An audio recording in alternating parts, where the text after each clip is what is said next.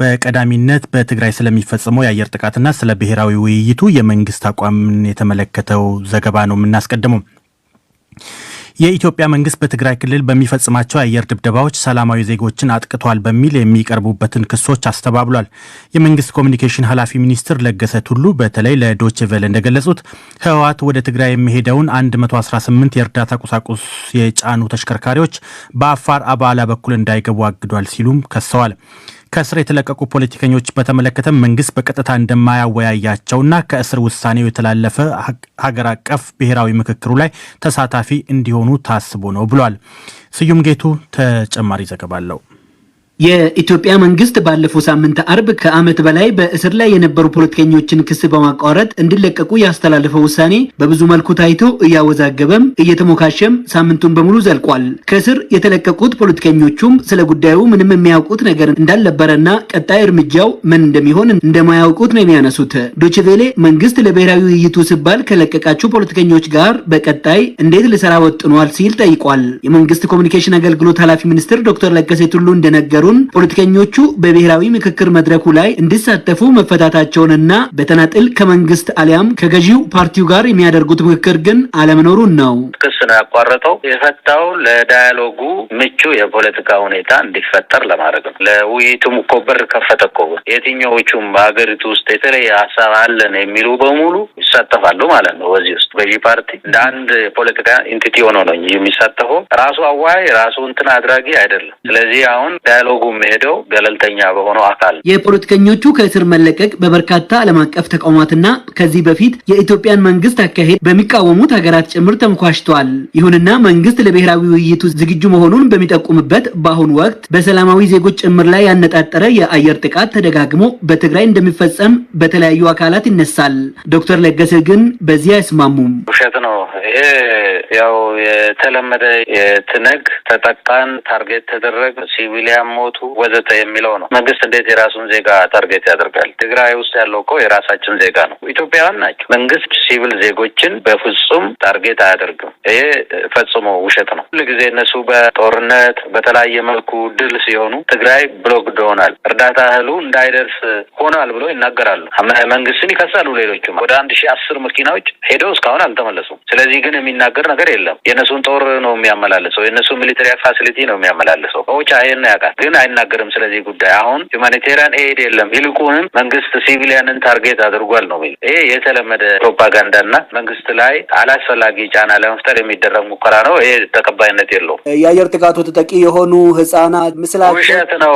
ሲቪሊያንን ታርጌት ያደረገ የኢትዮጵያ የአየር ጥቃት የለም ነው እያልኩ ያለው። መሰል መረጃዎች ሰሞኑን የተሻሻለ የመሰለውን የኢትዮጵያ መንግስት ከዓለም አቀፉ ማህበረሰብ ጋር ያለውን ግንኙነት እንደሚጎዳ መንግስት አይሰጋም ወይ ለምለው ጥያቄም ኃላፊው ሲመልሱ ለምንድን ነው የሚያሻክረው? በተጨባጭ ተግባር እኮ ነው እየሰራን ያለ ነው። ኢትዮጵያ ለኢንክሉሲቭ ዳያሎግ ምቹ የፖለቲካ ሁኔታ ለመፍጠር በተጨባጭ ተግባር ነው እየፈታን ያለው እስረኛ። ሁለተኛ ወደ ትግራይ አንገባም ብለናል። የትግራይ ህዝብ የራሱን የጥሞና ጊዜ አይቶ ለራሱ መታገል አለበት። ለዚህ መንግስት ከጎኑ ይቆማል ብለን አስቀምጠናል። ሁለተኛ የእርዳታ እህል በአባላ በኩል በአፋር እንዲገባ የኢትዮጵያ መንግስት በር ከፍቷል። ነገር ግን የአሸባሪ ቡድኖቹ በሩን በተለያየ መንገዶች ዘጉት። ዛሬ ድረስ 118 መኪና የእርዳታ ሰጪ ድርጅቶች ንብረት የሆነው ቆመዋል። እነሱ ስላልከፈቱ ነው የቆመው። መንግስት ግን እንዲሄዱ ፈቅዷል። ይሄም ለምንድን ነው? ናሬት ለሚያደርጉት ነው። ይሄን ደግሞ የዓለም አቀፉ ማህበረሰብ ያውቃል። አሁን የኢትዮጵያ መንግስት ወደ ብሔራዊ መግባባት ለመሄድ በጎ ጅማሮን ጀምሯል። ይሁንና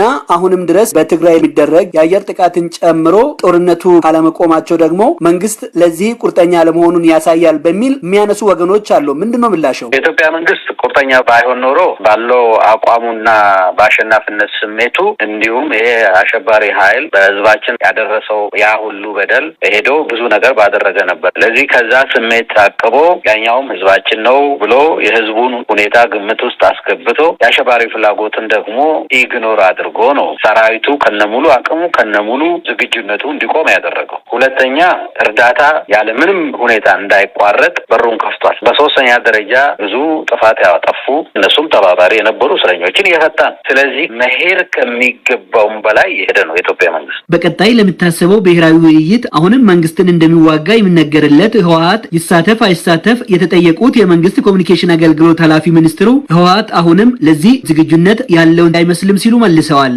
ምንድነው መሰለ ይሄ ኃይል ተንኳሽ ነው። ኢትዮጵያ ሰራዊት በደረስክበት ቁም ከተባለ በኋላ አንዳንድ አካባቢዎች ላይ ሄደው ትንኮሳ እየፈጸመ ነው። ትንኮሳ ሲፈጽም ደግሞ የአካባቢውን ህብረተሰብ ትንኮሳ የሚፈጸምባቸው አካባቢዎችን መንግስት ደህንነታቸውን መጠበቅ አለበት። ስለዚህ ሊተናኮሱ የመጡ ኃይሎችን ይመታል ያለምንም ጥያቄ። በሌላ መልኩ ደግሞ መንግስት ቆም ያለው ቢልም ይሄ ኃይል ሀገርን አደጋ ላይ የሚደቅን ሁኔታ እየፈጸመ ካለ ለቀጣይ ለተለያየ ወረራ የሚንደረደር ካረጋገጠ የትም ሄዶ የት ይመታል። ይሄ ለሀገር ደህንነትና ለህዝቦች አንድነት ሲባል ነው። ለዶይቼ ቬለ ዘገባ ስዩም ጌቱ ነኝ ከአዲስ አበባ።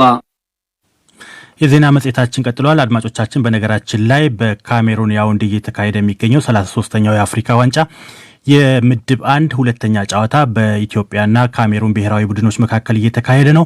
አሁን 20ኛ ደቂቃ ላይ ደርሷል። የኢትዮጵያ ብሔራዊ ቡድን በአራተኛው ደቂቃ በዳዋ ሁጤሳ አማካኝነት የመጀመሪያውን ጎል ማስቆጠር ችሏል። ነገር ግን በ4 ደቂቃ ልዩነት በ8ኛው ደቂቃ ላይ የካሜሩኑ ካርል ቶኮ ኢካምቢ ባስቆጠረው ግብ ካሜሩን ከኢትዮጵያ አንድ አቻ በሆነ ውጤት እየሄዱ ነው። ውጤቱን እየተከታተልን ወደ እናንተ የምናደርስ ይሆናል። ወደ ተከታዩ ዘገባችን ስንሻገር በትግራይ ክልል ለወራት ከተቋረጠ መሰረታዊ አገልግሎቶች ጋር ተያይዞ ነዋሪዎች በከፋ ችግር ላይ መሆናቸውን ተናገሩ።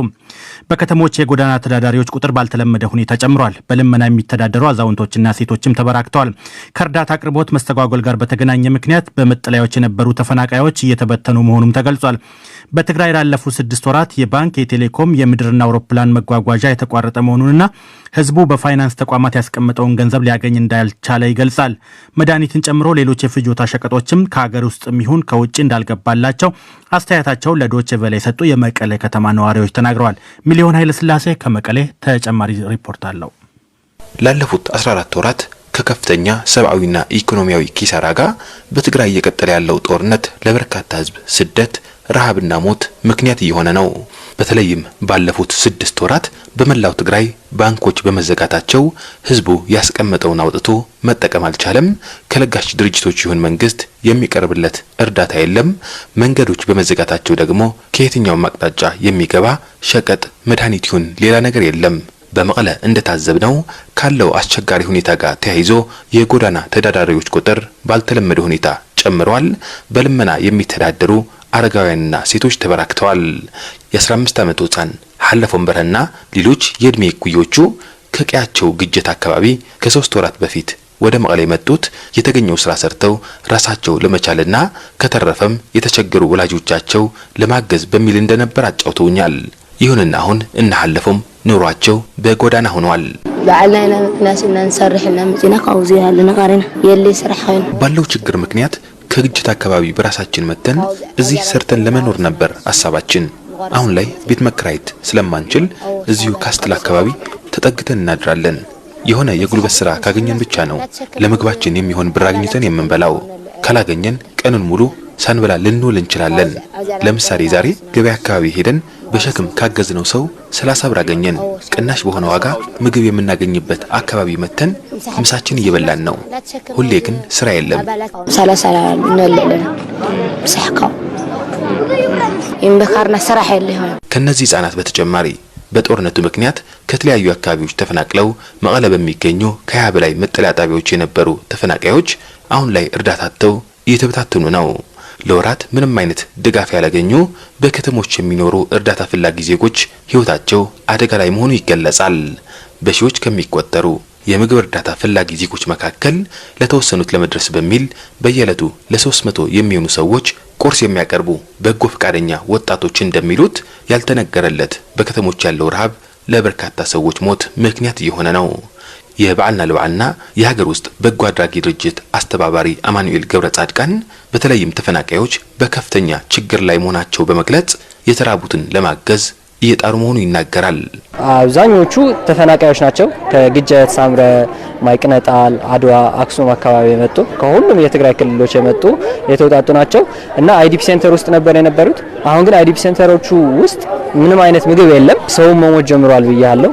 ልጆቹ ደግሞ እዛ መሞት የለባቸውም በራሳቸው ተነሳሽነት ወደ ከተማ ወጥተዋል። አሁን የጎዳና ተዳዳሪነት እየተለማመዱ ነው ያሉት። እነሱን አንድ ካምፕ ውስጥ አስገብተን ማብላት ስለማንችል ቢያንስ የቻልነውን ቁርስ እንኳን ብናበላቸው ሰርቫይቭ ማድረግ ይችላሉ በሚል ሀሳብ ነው እየተንቀሳቀስን ያለ ነው። የትግራይ ጤና ቢሮ በቅርቡ ይፋ ያደረገው ጥናት እንደሚያመለክተው ባለፉት 4 ወራት በትግራይ ካሉ ሆስፒታሎች ብቻ በተሰበሰበ መረጃ 200 የሚሆኑ ህጻናት በምግብ እጥረት ሞተዋል።